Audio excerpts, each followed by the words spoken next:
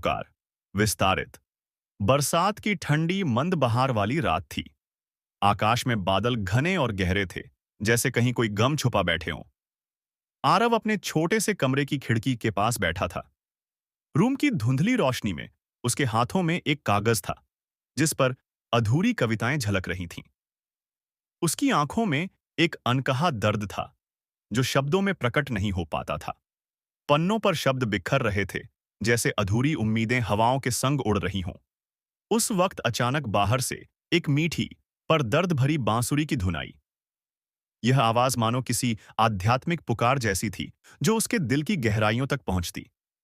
वह एक अलग ही दुनिया की ओर खिंचाव महसूस करने लगा। बिना किसी सोच समझ के उसने उस धुन की ओर कदम बढ़ाए। बाहर बरसात की बूंदें थम सी गई थीं। चांद अपनी चांदनी बिखेर रहा था, और उसी रोशनी में एक लड़की बैठी थी।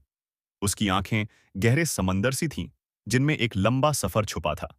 उसके चेहरे पे दर्द और उम्मीद दोनों एक साथ नाच रहे थे। यह आयरा थी, जो अपने जख्मों को छुपाकर अपनी बांसुरी से अपनी कहानी बयां कर रही थी। आरव ने धीरे से उससे कहा, इस बारिश की तरह तुम्हारी ये धुन भी मेरी रूह को धो रही है। क्या मैं आपके जज्बात समझ सकता हूं? आयरा ने उसकी तरफ देखा। उसकी आंखों में आंसू और इसके पीछे एक छुपा हुआ मुस्कुराहट था। कुछ जज्बात शब्दों में नहीं कहे जाते, सिर्फ महसूस किए जाते हैं, आयरा ने कहा। मेरी बांसुरी मेरी रूह की आवाज है, जिसमें मेरा पुराना दर्द और नया सहारा दोनों छुपे हैं। दोनों की बातें खत्म हो गईं, मगर उनकी आत्माएं एक दूसरे से जुड़ गई थीं।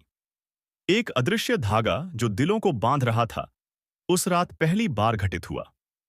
आरव ने महसूस किया कि यह मिलन कोई साधारण मुलाकात नहीं है। यह तो रूह की पुकार थी, जो अब उसे अपनी जिंदगी में लेकर आगे बढ़ने को कह रही है। अगले कई दिन आरव और आयरा के बीच अनकही एक कहानी लिखी गई। वे एक दूसरे से मिलते, बात करते, पर अपने दिल की गहराइयों को खोलने से अब तक कतरा रहे थे। उनके जज्बात इतने नाजुक थे कि उन्हें शब्दों में पिरोना किसी खूबसूरत पर दर्दनाक गीत की तरह था। आरव अक्सर अपनी कविताओं में उन भावनाओं को खोजता, जिन्हें वह सीधे किसी से बयां नहीं कर पाता था। उसकी हर कविता में आयरा का कोई ना कोई अक्स छुपा था, पर वह उससे जुड़ी अपनी टूटन को छुपाने की कोशिश करता। वहीं आयरा अपनी बांसुरी की मधुर सुरों में उस दर्द और उम्मीद का मेल तलाशती, जो उसके जीवन की कहानी कहता। लेकिन जीवन की सच्चाई उनके बीच भी दहादा रही। आयरा की आंखों में गम के साए थे, जो एक अतीत की गहराइयों से आए थे। उसने किसी को भी उस गहरे दर्द को दिखाने से मना किया था, क्योंकि वह जानती थी कि कुछ जख्म वह अकेले ही ठीक कर पाएगी। आरव ने उसे धीरे से समझने की कोशिश की। उसकी संवेदनशीलता की वजह से वह महसूस करने लगा कि आयरा अपने भीतर एक तूफान छुपाए हुए है। उसकी हर मुस्कुराहट के पीछे एक टूटन थी, जो सामने दिखाई नहीं देती थी। उनके दिल एक दूसरे की जुबान बन गए थे, पर फिर भी कुछ बातें रह जाती थीं जो अधूरी छोड़नी पड़ती थीं। इन्हीं अधूरी बातों में उनका रिश्ता गहरा और पक्के होने लगा। उन्होंने जाना कि प्यार केवल साथ रहने का नाम नहीं, बल्कि दर्द, खुशी, उम्मीद और भरोसे की गहरी कड़ी है, जो रूह को जोड़ती है। आरव को अपने साथ साध्वी अम्मा के आश्रम ले जाने का न्योता दिया। यह जगह उस दर्द और जज्बातों से ऊपर उठने का एक रास्ता दिखाती थी। साध्वी अम्मा, जो एक शांत और तेजस्वी हस्ती थीं, ने बैठकर कहा, सच्चा प्यार वह नहीं जो बस देखे और छू सके। वह तो आत्मा से आत्मा की जुड़न है। जहां शरीर सीमित हो जाता है, वहां रूहों का मिलन शुरू होता है। जब तुम एक दूसरे की खुशियां और गम महसूस कर सको, बिना कुछ कहे, तभी जानो कि तुम रूहानियत की राह पर हो। आरव और आयरा ने ध्यान लगाना शुरू किया। उन्होंने अपने भीतर झांकने का साहस किया और जाना कि असली प्रेम बाहरी नहीं, बल्कि भीतर की यात्रा है। दोनों ने महसूस किया कि उनकी मोहब्बत अब सिर्फ सांसों या छूने की दूरी से नहीं, बल्कि आत्माओं के मेल से जड़ी है। साध्वी अम्मा ने उन्हें बताया कि इस प्रेम में वासना या स्वार्थ नहीं होता। यह तो सिर्फ एक ऐसा समर्पण है, जिसे शब्दों में बयां नहीं किया जा सकता। अब आरव और आयरा की हर मुलाकात में एक नई रूहानी ताजगी थी। वे एक दूसरे के सपनों में भी साथ होते और अपने दिल की आवाज सुनते।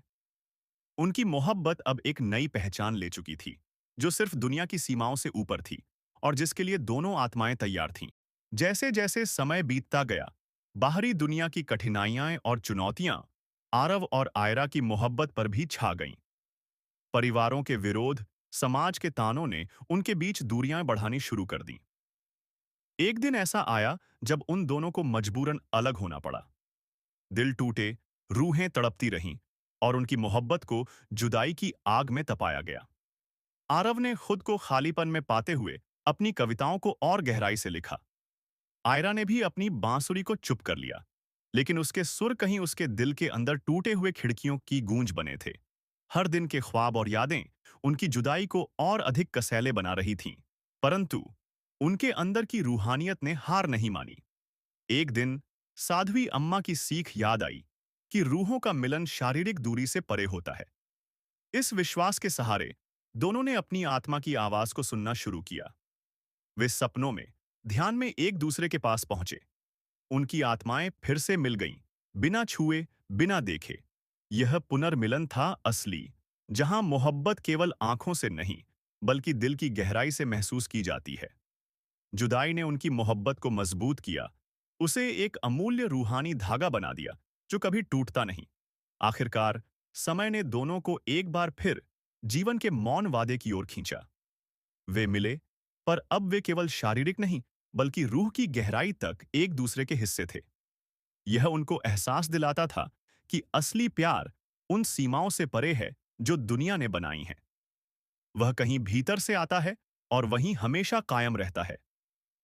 तारित, आरव और आयरा की जुदाई ने उनके दिलों में एक ऐसी आग जलाई जिसने उन्हें न केवल भीतर से जलाया, बल्कि परिपक्वता और समझ भी दी।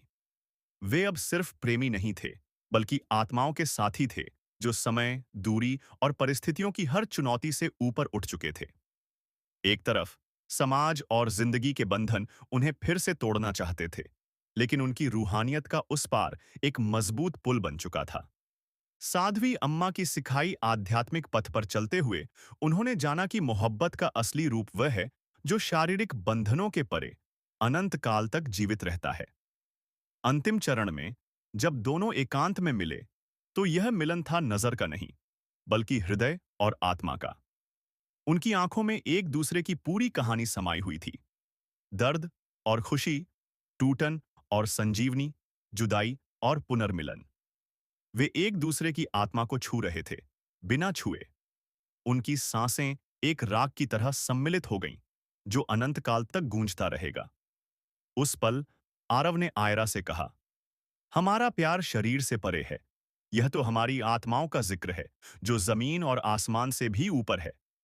आयरा मुस्कुराई और उत्तर दिया, जहां रूहें मिलती हैं, वहां कोई दूरी नहीं होती। हम हमेशा साथ हैं, इस जीवन और अगले में भी। यह प्रेम की वो मूरत थी जो देखी नहीं जाती, लेकिन महसूस की जाती है।